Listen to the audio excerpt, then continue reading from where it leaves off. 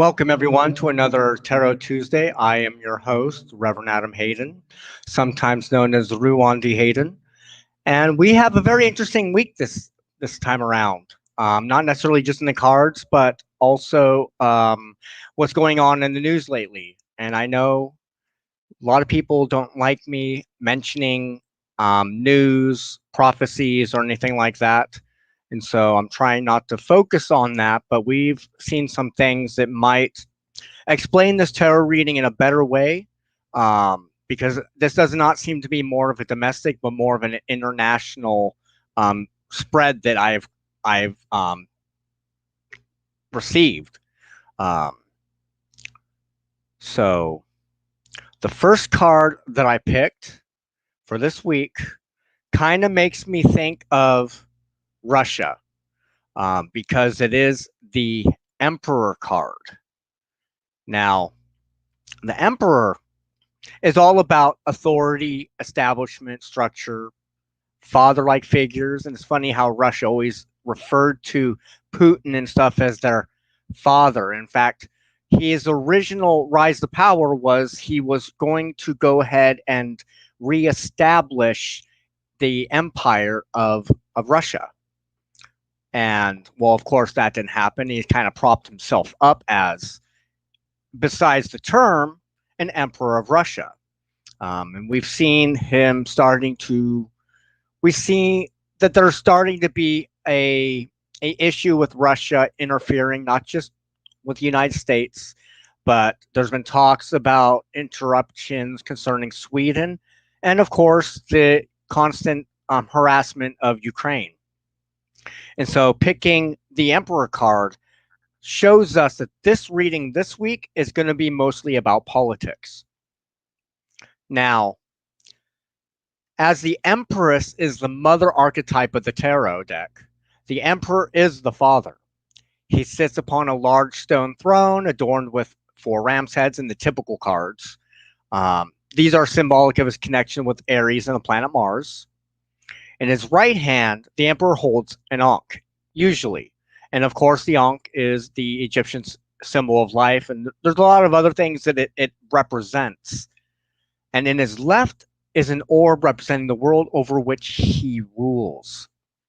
He tends to wear a red robe because it is indicative of power, passion, and energy for life. Underneath it, he wears a suit of armor, suggesting that he is protected from any threat and any emotional response to a vulnerability. The long white beard is symbolic of his age-old wisdom and experience.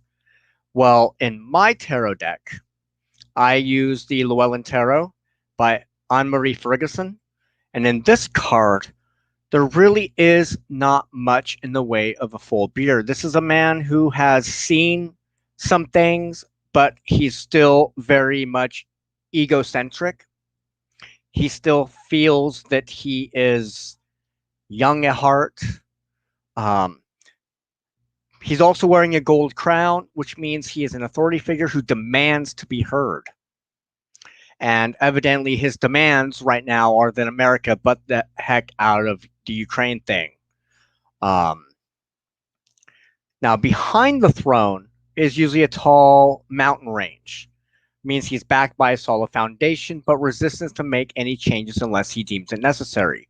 And the changes he's afraid of is America doing its thing, going back to how it usually does, and that is to protect certain other countries from over-aggression.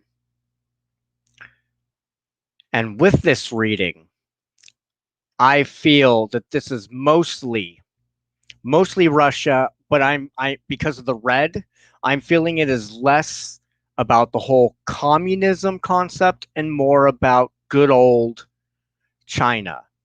China, as we know, is beginning to make footholds and demands concerning Taiwan. And Biden, of course, has improved his relationship to the Taiwanese. And this means we're going to start seeing a lot of breastfeeding.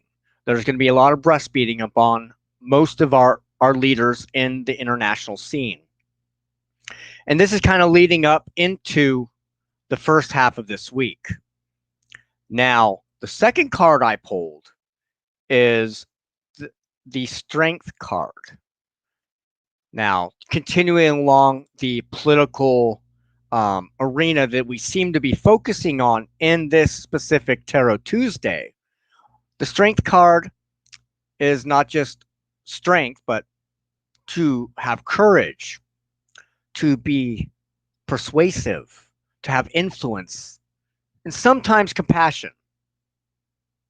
Now, in the typical strength tarot card, there's usually a woman who gently strokes a lion on its forehead and jaw. Even though it is known for its ferociousness, the woman has tamed this wild beast with her calming, loving energy. The lion, of course, is symbolic of raw passions and desires, and in taming him, the woman shows that animal instinct and raw passion can be expressed in positive ways when inner strength and resilience are applied. She doesn't use force or coercion, she channels her inner strength to subdue and subtly control the lion. Well, in our situation, Lady Liberty isn't necessarily as liberating as she can be at this moment. Of course, Lady Liberty is usually symbolic of the United States. Um, United States cannot pacify this lion. And I know in most symbologies, the lion is not connected to anything other than the lion of the tribe of Judah. And always there's that Christian influence. And so what I see more is that there's a connection with Jerusalem, particularly Israel, and their recent aggressions against Iran. And so we're seeing a lot of people breastfeeding. We're seeing a lot of people thinking that they are ready post-pandemic or mid-pandemic to go ahead and start basically telling the world what's up. Even though the United Nations had asked politely, let's try to wait until after the pandemic before we start going to war with each other. Naturally, that's not going to happen because every nation has been going against each other. There's been civil unrest in just about every nation, not just because of the pandemic, but because of ethnic genocide, cultural genocide, religious genocide. And you lock a bunch of people up in a corner, what are they going to do? They're going to rise up. And now we're seeing the governments losing little bits of control of their own countries, so they got to go and breastfeed and go after other countries to build up a national unity, which is not as united as they like to tend to believe they are. Now, in the Strength card, the woman wears a white robe, showing her purity of spirit and a belt and crown of flowers that represents the fullest, most beautiful expression of nature. Over her head is the infinity symbol, representing her infinite potential and wisdom. And what I'm seeing here is this is Lady Liberty, or at least the concepts and ideals that she was supposed to represent when she was gifted to the United States by France. And so the concepts of democracy are slowly eroding away as some of the older power structures that have maintained many nations for many generations. And in fact, with the passing of Prince Philip, I do believe that unless there's a rise in a support of monarchy, we may soon be seeing the end of the House of Windsor and the throne of the United Kingdom. There's been a rise among each of the kingdoms of the United Kingdom, namely Scotland, Wales, Cymru, and England itself proper.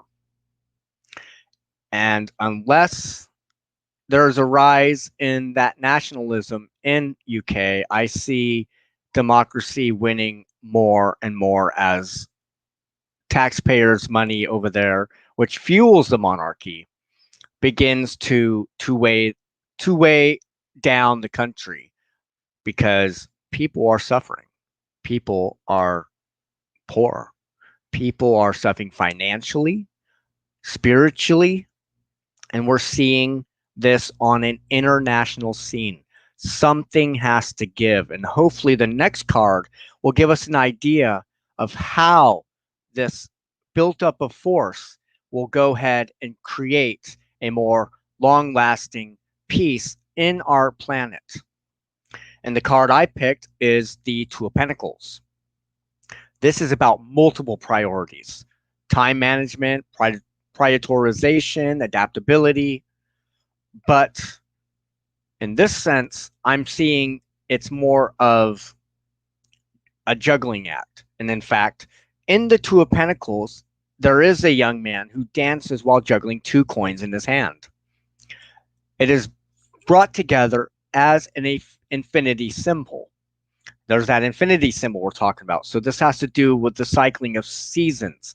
This has to do with the cycle of nations, beginnings and endings. And in this one, this suggests that this man can handle unlimited problems so long as he manages his time, energy, and resources well.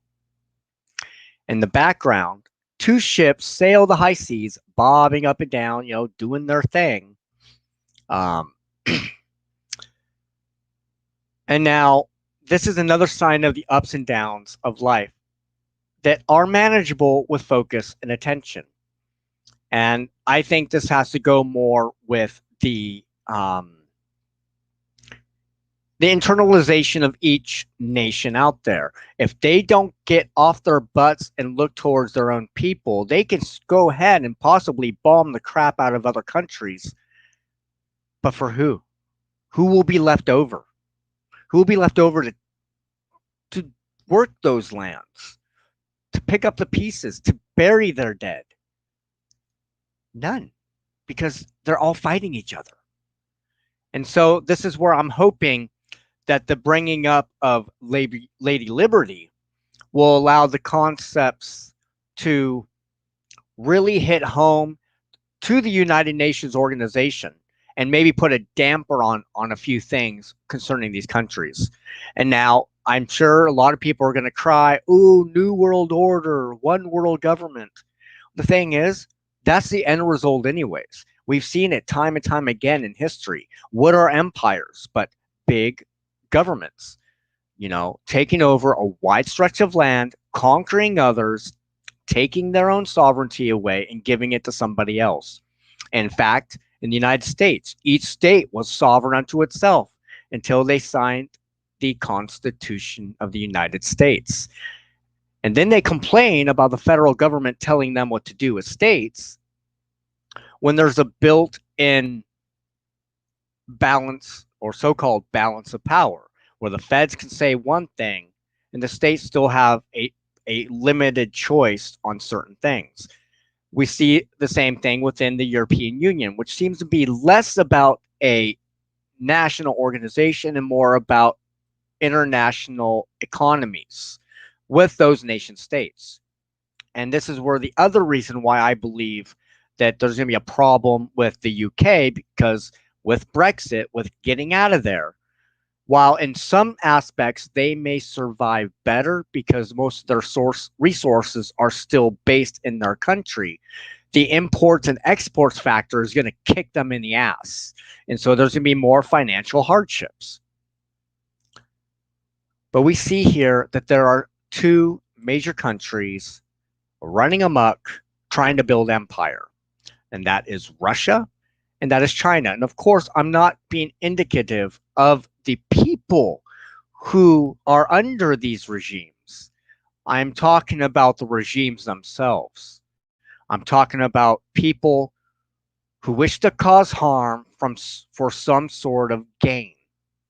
And I'm sorry to say that there is, with every debt, there is a price to pay, and they will pay those prices in one way, shape, or another. And so this was a very short Tarot Tuesday, and that's because of the fact that there's so much stuff that's going on, especially in the last couple of days, that even I'm overwhelmed. And I pick articles here and there that I read, I do some research on, I see how they fit up with other tarot readings that I do. my typical Tarot Tuesday. And so I can get more of a greater um, glimpse into what the cards have to say. And the reason is, and people sit there and say, "Oh, you're reading into the cards too much." No, the thing is that my familiar spirit, specifically my divinatory ally who helps me with tarot readings, can only use what he or she or it has available. And that's why the more you know about something, the more accurate your readings or your workings will be. It's like you don't go to a doctor, spend 2 minutes and stuff, getting your vitals checked out and go in for major surgery. No, the doctor has to know more about the patient, has to know how to help the patient, has to be able to realize that maybe they made a bad decision or whatever. The more knowledge they have, the more able they are to help. And it's the same thing with any tarot reader, any witch, you know, in fact, even with distant healings, the more you know about the anatomy and health, the better you are able to complement the medical health or mental health that they may be receiving.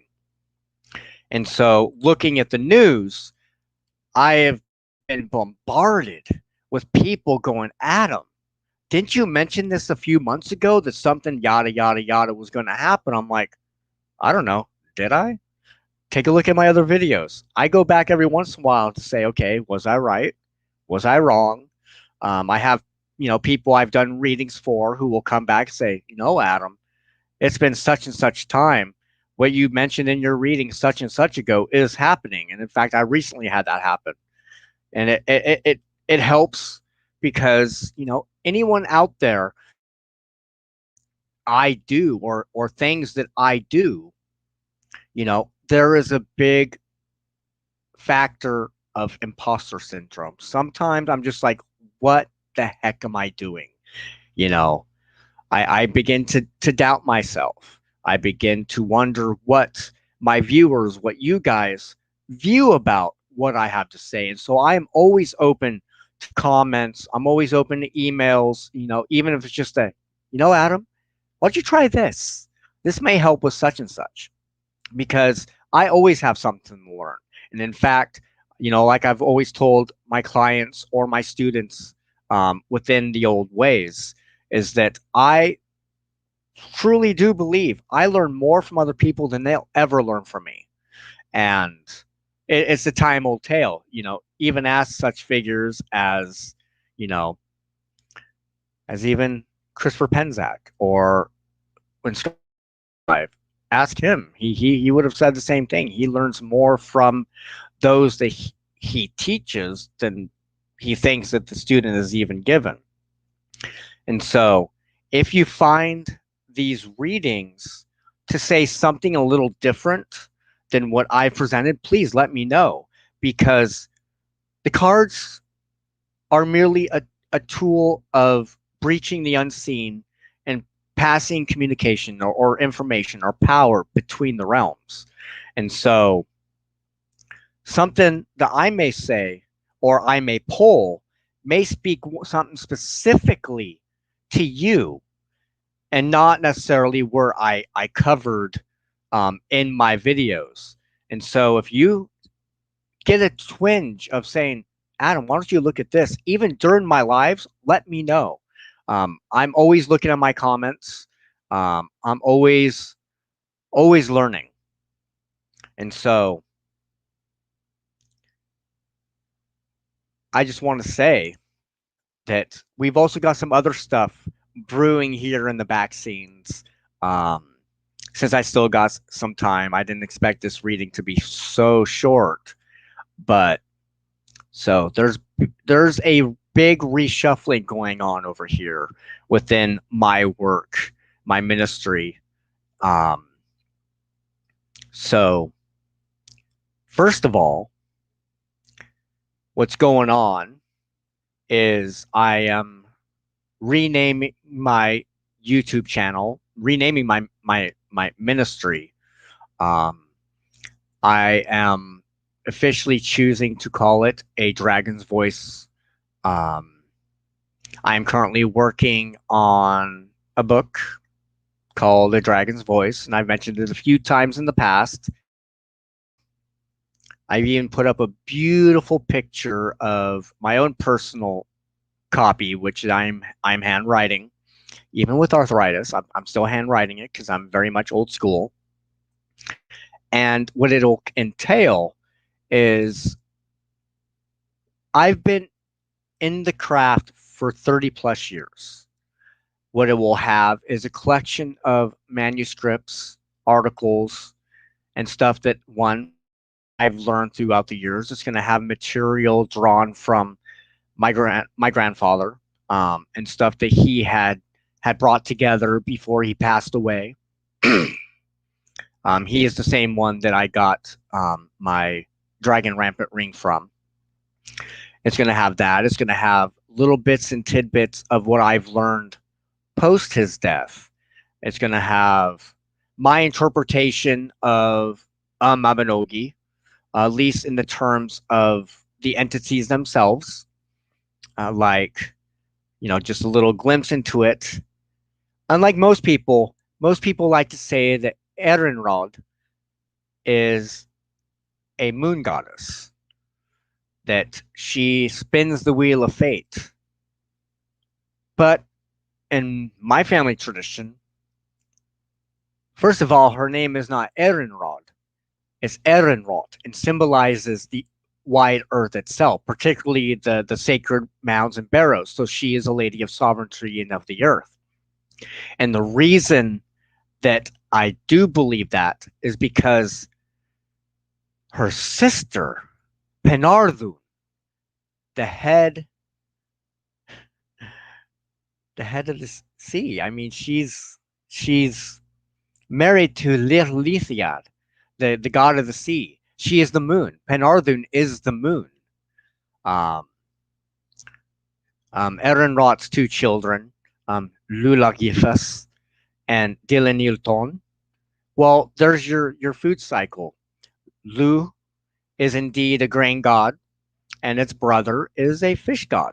And those were two major food sources. And of course, they come from the earth herself. Um, and so that's going to be one thing that's going to go into more detail um, in my book, Les Sothrig, or The Voice of the Dragon. So I'm working on that. I am slowly in the process of officially dead naming Adam Heydon and going to the name given to me by them over there when I took my oath of belonging as a member of the Guild and Carogwin and as a child of the Wenis, and that is Ruan de Heydon. Um, it's time. And the reason I've held back on this for so long is that there are legalities involved for certain people in certain situations to dead name a legal name. And not all of it has to do with the IRS and business practices. As I've mentioned a few times in my videos, that I do kind of have a checkered past. I am a reformed felon. I did do some prison time. Because of that, even using a false persona is considered fraud, and I can be legally charged with basically creating a false persona.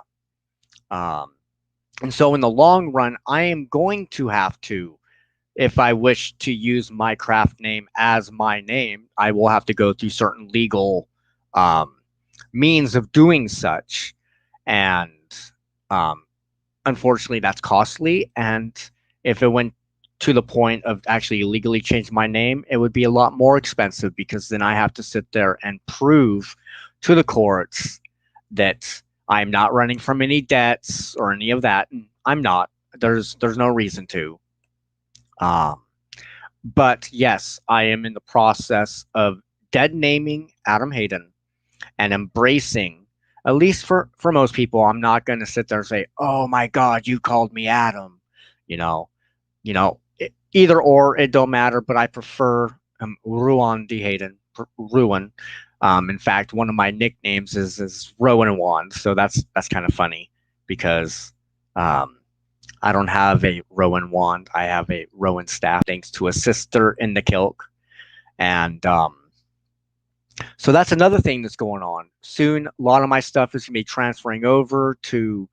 Um, if I can keep it alive, I need to find a way to renew my ruandehayden.com website.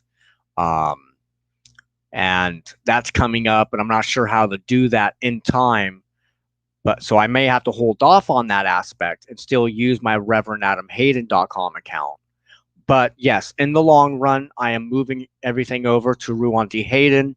My ministry now has an actual name, and that is A Dragon's Voice with yours truly.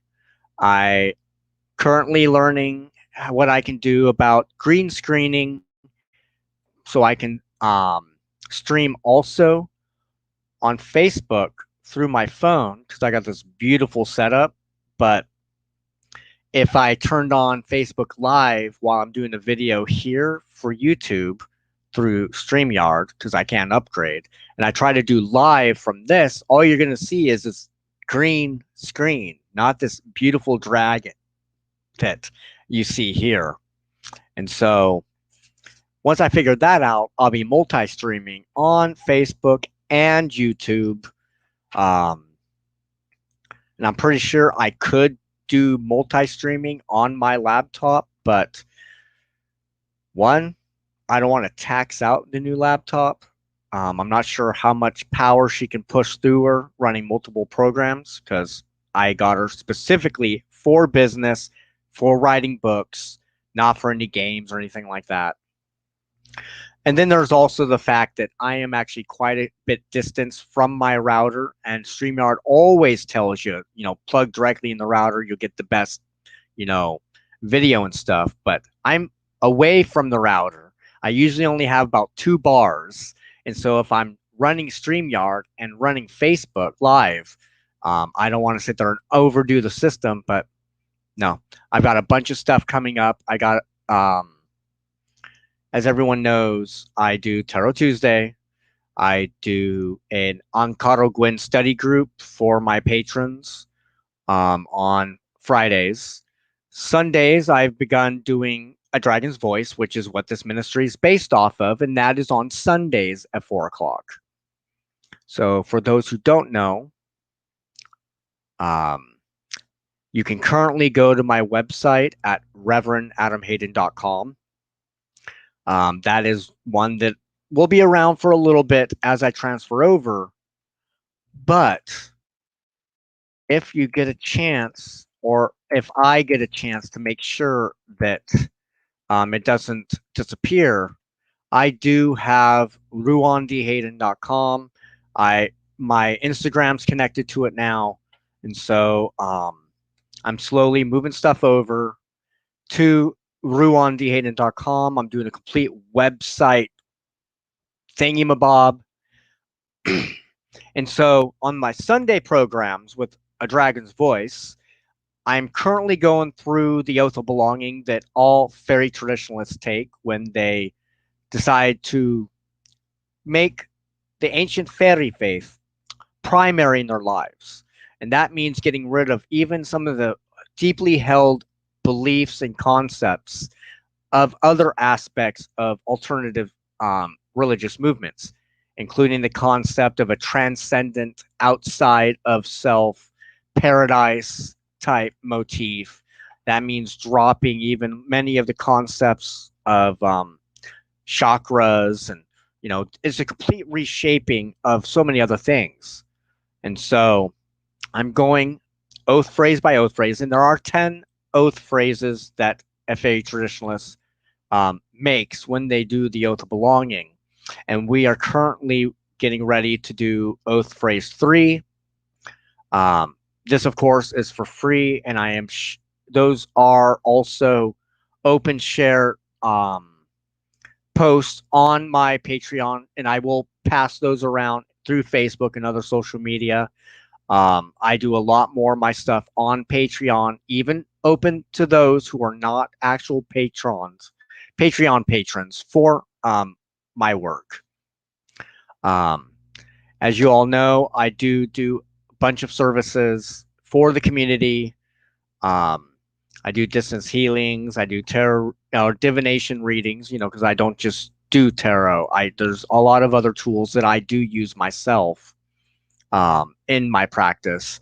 I do offerings and petitions, and most of these services are $25 per service. If you are a Patreon patron, though, if you are a Patreon patron, you get access to all my services for no extra cost than your Patreon donation. And my lowest tier level on Patreon is $5. $5. That's cost of one coffee. And you get access to unlimited tarot readings, distance healing, patron petitions and offerings to them over there. You get access to the Ankara Gwen study group.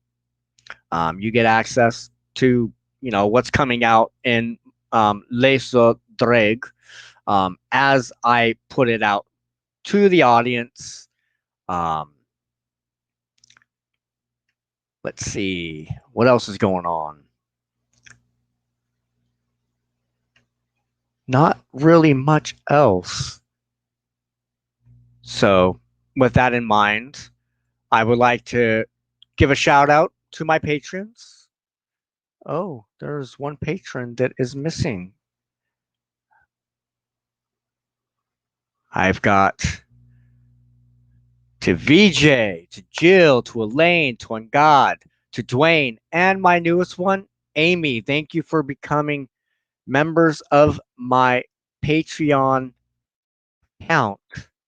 Um, I hope you guys are enjoying yourself. Do not forget, if you are a Patreon patron, you also get access to my Patreon only Discord group. I do not have a Discord for anyone else but patrons.